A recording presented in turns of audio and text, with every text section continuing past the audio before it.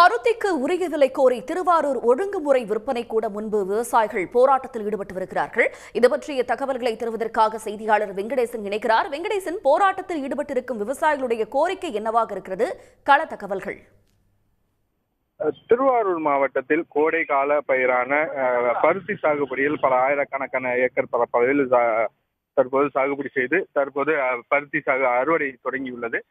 இந்த பருத்தி பஞ்சு பொறுத்தவரையும் தற்போது பல்வேறு கட்டமா பாதிப்பு, மழை தொடர்ந்து பெய்த மழை காரணமா அந்த மகசூல் என்பது குறைவாக இருந்த நிலையில தற்போது பருத்தி எடுத்து திருவாரூர் ஒழுங்குமுறை விற்பனை கூடத்துல இன்று ஏலம் நடைபெற்றது. இந்த ஏலத்தில் அதிகபட்சமாக 77 ரூபாய் கொள்முதல், 77 ரூபாய் வரையும் இன்னைக்கு போயிருக்கு. ஆனா பொதுவா அதிகபட்சமாக மீதி மற்ற அனைவருக்கும் 53 ரூபாய் வரை, 48ல இருந்து 53 ரூபாய் வரையுமே கொள்முதல் எடுப்பதாக சொல்லியிருந்தாங்க விவசாய வியாபாரிகள். இதனால விவசாயிகள் உடனடியாக கூடுதல் விலைக்கு எடுக்க வேண்டும் என போராட்டத்தில் ஈடுபட்டு வராங்க. மாலை நடைபெற்ற சாலை மறியல்ல தொடர்ந்து